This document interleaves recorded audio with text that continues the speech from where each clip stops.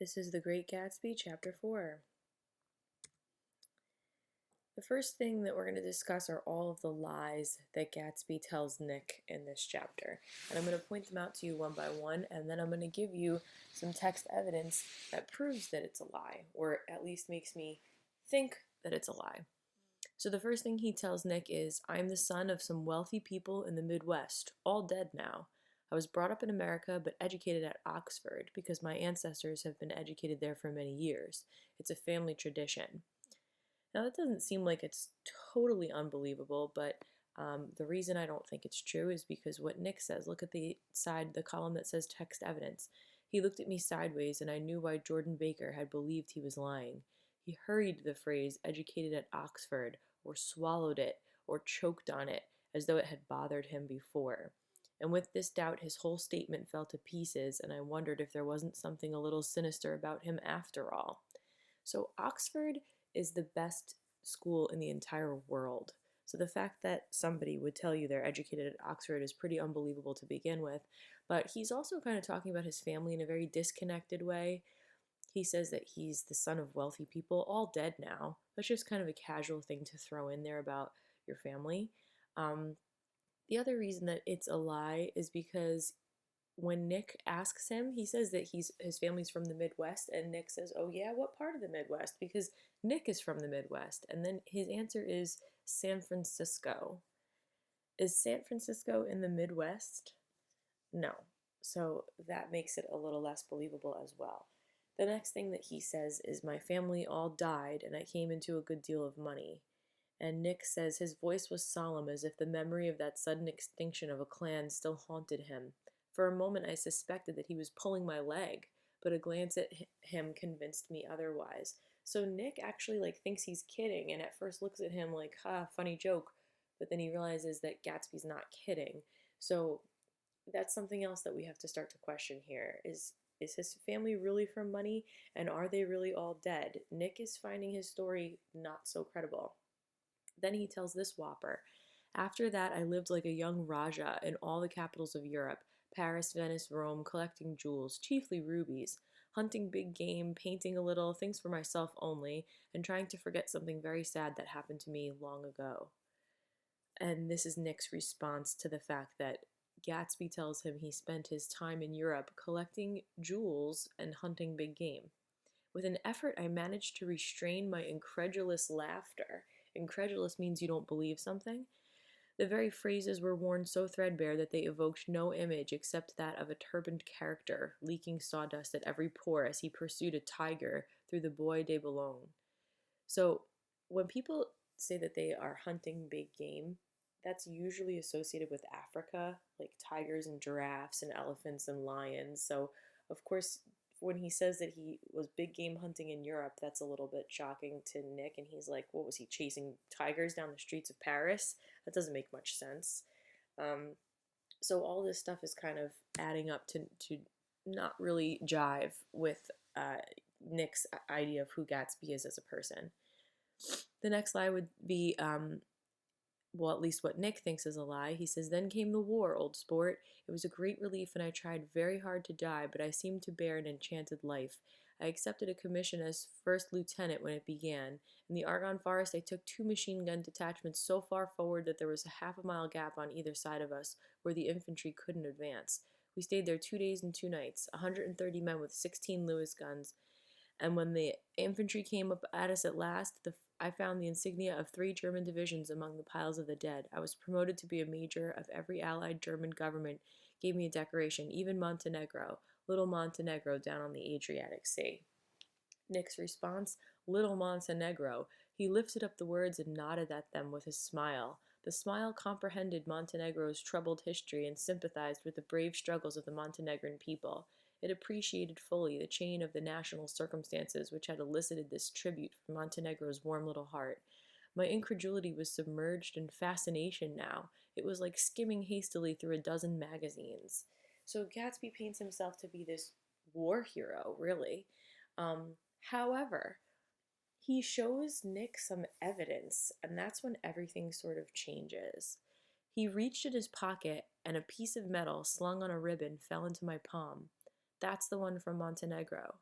To my astonishment, the thing had an authentic look. Orderly Danilo ran the circular legend, Montenegro Rex. Turn it. Major J. Gatsby, I read, for valor extraordinary.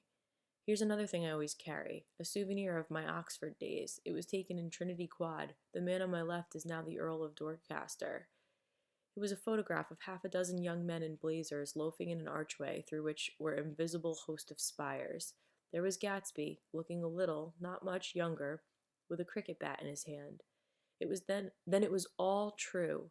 I saw the skins of tigers flaming in his palace on the Grand Canal. I saw him opening a chest of rubies to ease with their crimson lighted depths the gnawings of his broken heart. So when Gatsby shows him this medal and this photograph of him at Oxford, Nick totally changes his mind about everything. He says then it was all real. Now, while the medal may prove that Gatsby was in the war, and he was in fact in the war, Nick taking that as evidence that everything that Gatsby has said is true, is a little naive and a little bit showing that Nick is kind of gullible. And that's because Nick rather, wants to believe in the great Gatsby. He wants everything that Gatsby is saying, all of these extraordinary things about him, he wants them to be true. And so he is really focused on kind of buying into what he says, and he's taking this photograph and this medal as evidence that everything actually was true, but it's really not. Moving on, let's talk about the Wolfsheim worksheet I asked you to do. This is Meyer Wolfsheim here. I asked you to come up with some textual evidence to prove, how do all of these things prove he's a gangster? Well, Catspaw, he says, I handed the money to Catspaw and I said, all right, Catspaw, don't pay him a penny till he shuts his mouth. He shut it then and there.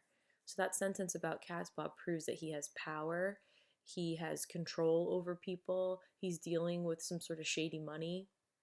Rosie Rosenthal, this little story here, I'm not going to read the whole thing to you, but basically they are eating in a restaurant, and the waiter says that somebody wants to talk to him outside, and they tell him not to go. And then when he finally does leave the restaurant, he gets shot 3 times in his full belly, and then they drove away. So that's you can kind of picture that as almost a scene from The Sopranos. Business connection. Meyer Wolfsheim has a bit of an accent, and so he says to Nick, oh, I understand you're looking for a business connection. And Gatsby says, oh, no, this isn't the man. And Meyer says, no, this is just a friend. I told you we'd talk about that some other time. I beg your pardon, I had the wrong man. So really Gatsby's reaction kind of shows that this business connection is not something that he wants Meyer Wolfsheim to say out loud. There's definitely some shadiness to it, because he kind of immediately jumps up and is like, oh no, not Nick, no, be quiet, which would prove that he has some shady business dealings. His eyes, meanwhile, roved very slowly all around the room. And then Nick kind of takes it one step further to say he completed the arc by turning to inspect the people directly behind. I think that except for my presence, he would have taken one short glance beneath our own table. So the fact that Meyer Wolfsheim's eyes, as they're sitting there eating, he's looking all around the restaurant, looking behind him, looking around. So he is either being looked for, and he's kind of watching his back, making sure that people aren't, after him, or maybe he is looking for someone that perhaps owes him money. Either way, he has this very kind of cautious attitude towards everything. The teeth, oh my goodness. He points out to Nick his cufflinks on his shirt, and usually the cufflinks are usually little pieces of jewelry that hold a man's shirt together at the sleeves. And Nick wasn't really looking at them, but he calls Nick's attention to them, and he says they're the finest specimens of human molars. Well, that's very interesting. So where would a person get teeth from? And he's wearing them proudly. That's a little shocking. And it seems almost like a bit of a threat if you're wearing teeth as jewelry. Are they trophies? Are these people that he has killed? Lastly, we have the World Series. Nick is asking, what does Meyer Wolfsheim do? Is he a dentist? And he says, no, he's the man that fixed the World Series back in 1919. fix the World Series. The idea staggered me. I remembered, of course, that the World Series had been fixed in 1919, but if I had thought of it at all, I would have thought of it as a thing that merely happened, the end of some inevitable chain. It never occurred to me that one man could start to play with the faith of 50 million people with the single-mindedness of a burglar blowing a safe. How'd he happen to do that? I asked after a minute. He just saw the opportunity. Why isn't he in jail? They can't get him, old sport. He's a smart man. So he has that much clout, that much power, where he's able to fix the World Series. And that is pretty alarming to Nick. He can't believe it. So the big overall question here is, why can't they get him? At the end, Gatsby tells Nick they can't get him. The same reason that they can't really arrest any sort of gangster or person involved in organized crime. He has people in his pocket. He has connections. He knows the right people. He pays people off. He probably has the police commissioner on his payroll. That's what organized crime is all about. And so Meyer Wolfsheim knows the right players, and that's how he's able to maintain his power. Okay, we're going to stop here for part 1, and the next part of this is going to discuss the story that Jordan tells Nick, which is basically the story of Gatsby and Daisy. So basically at the end here, Gatsby says that he needs a favor from Nick, and then Nick is asking, well, what is it? And he says, have lunch with Jordan and she'll tell you what I would like you to do. So he can't come out and say it himself. He's saying, you need to go to lunch with Jordan and she's going to tell you everything that I want you to do. Okay, so we'll pick up with part 2 with the next video.